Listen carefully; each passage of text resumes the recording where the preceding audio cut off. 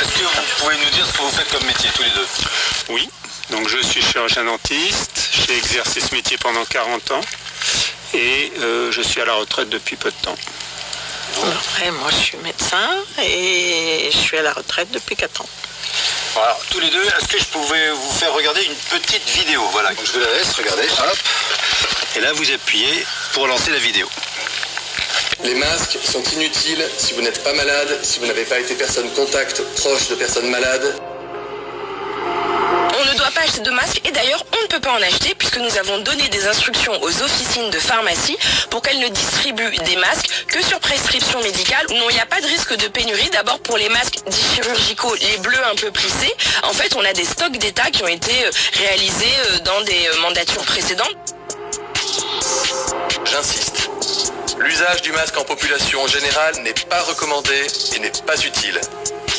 Lorsqu'on n'est pas infecté par le virus, lorsqu'un médecin ne vous recommande pas de porter un masque, il ne faut pas en porter. Je pense qu'il y a un consensus très clair aujourd'hui pour dire il ne faut surtout pas avoir de masque pour le grand public, ça n'a pas d'intérêt et c'est même presque faussement protecteur puisqu'on porte un masque et on se contamine les mains et puis on n'a pas le masque 24 heures sur 24.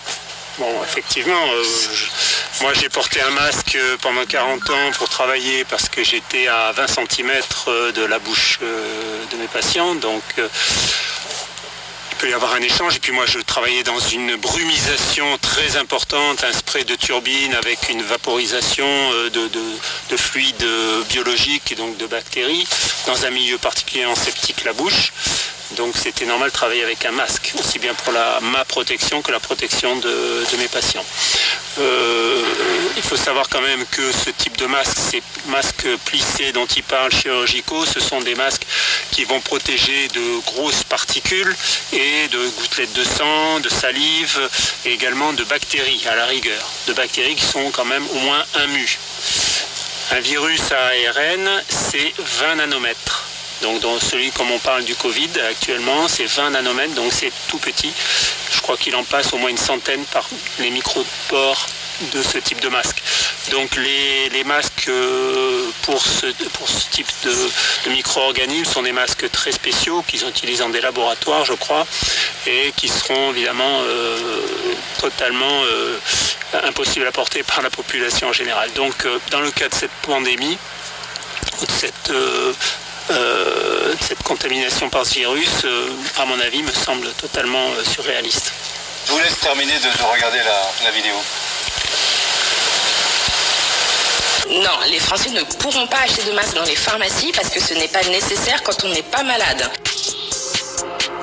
Il y a eu récemment quelques difficultés logistiques, je le reconnais bien volontiers, mais depuis hier, nous avons des masques qui arrivent dans les pharmacies.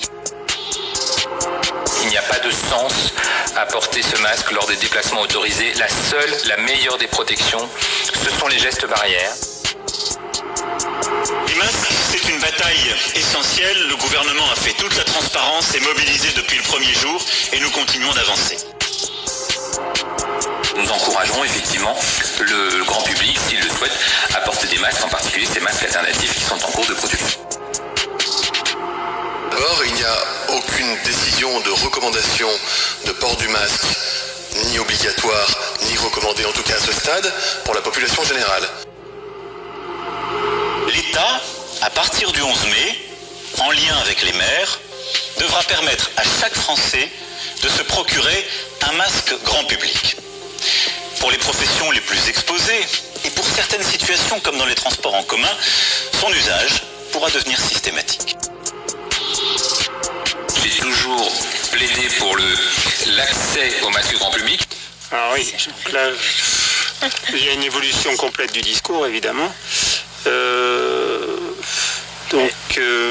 Quand on est médecin, comme M. Olivier Véran, quand on est ministre en même temps, un médecin peut-il dire il n'y a même pas 2 mois, le masque est complètement inutile dans les lieux publics, ça représente, ne le portez pas, ça sert à rien, voire même il est déconseillé de le porter, et 2 mois plus tard, changer complètement de discours. C'est toujours un médecin qui parle. C'est illogique. Non. En tout cas, il y a de quoi se poser des questions sur l'évolution du discours. Et puis où là, il y a au début, effectivement, on peut penser qu'ils étaient proches de la réalité puisqu'ils le déconseillaient, qu'ils disaient que c'était inutile, que maintenant ils le recommandent. Maintenant, il l'oblige. Ils l'obligent, donc... C'est inutile d'un côté et après de l'obliger, il y a quand même une marge. Complète, même c'est 180 degrés sûrement. Donc on peut se poser la question pourquoi.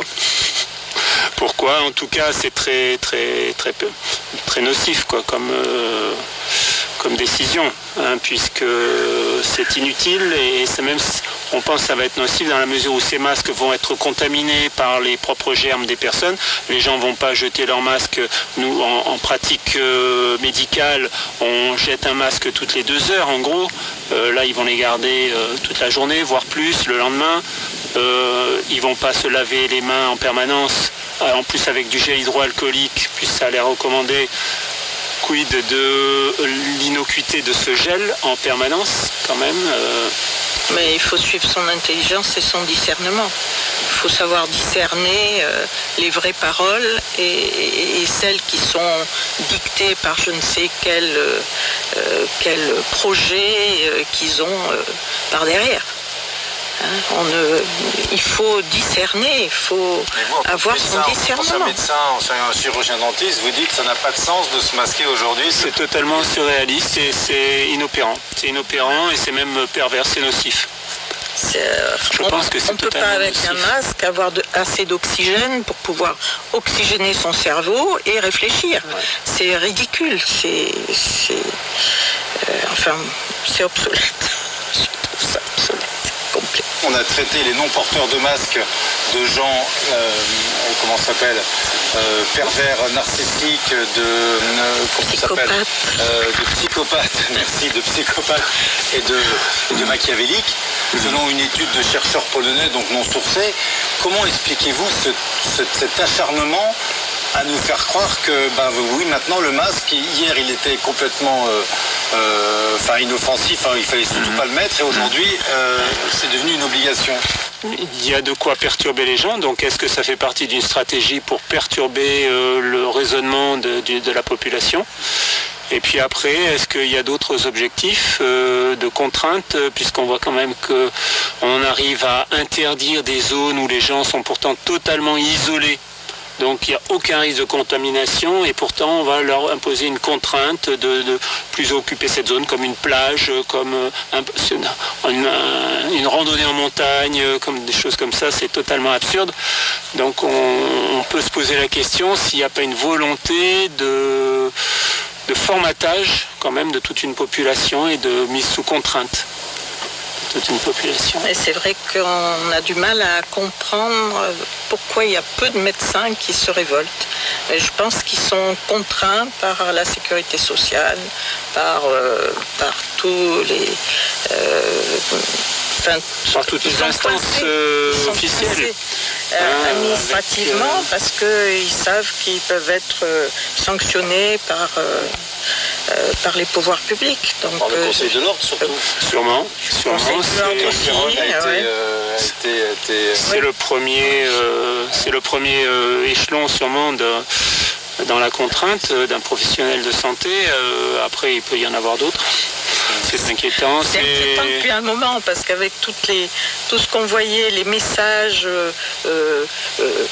pour pouvoir respirer, pour pouvoir tous les messages audiovisuels qui sont passés en nous disant tout ce qu'il fallait faire, alors on nous prend pour des nullissimes, quoi. On n'est pas capable de prévoir, de savoir ce qu'il faut faire. Enfin, moi, je trouve ça... Ce qui est très inquiétant, c'est cette volonté permanente de dicter à toute une population ce qu'elle doit faire en permanence. Donc le manque de liberté devient assez étouffant, c'est le cas de le dire, avec des masques. Donc, Et quand vous voyez les chiffres, les résultats, les chiffres, c'est-à-dire on a 600 000 morts dans le monde, c'est-à-dire... C'est ridicule. Bon nombre de maladies récurrentes dans le monde font beaucoup plus de morts. On n'en parle jamais, on n'impose aucune contrainte particulière aux populations. Les maladies nosocomiales en France, c'est 15 000 morts par an. avoir comme vis-à-vis que des masques et avoir l'impossibilité de se toucher ou de se serrer les mains, voire même créer un choc frontal entre les porteurs de masques et les non-porteurs du masque. Oui, ça c'est...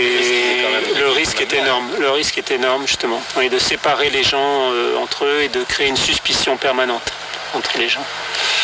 Donc, déjà que c'est une société qui a perdu beaucoup de liens sociaux, où il y a quand même un renforcement des égoïsmes, donc ça ne fait qu'aggraver cette sensation. Les grands médias, on se demande vraiment s'ils font leur travail, quoi, les grands médias. Donc, mais on sait très bien qu'ils sont tous subventionnés, tous ces médias. Donc dès qu'on est subventionné, on perd, je pense, beaucoup de sa liberté.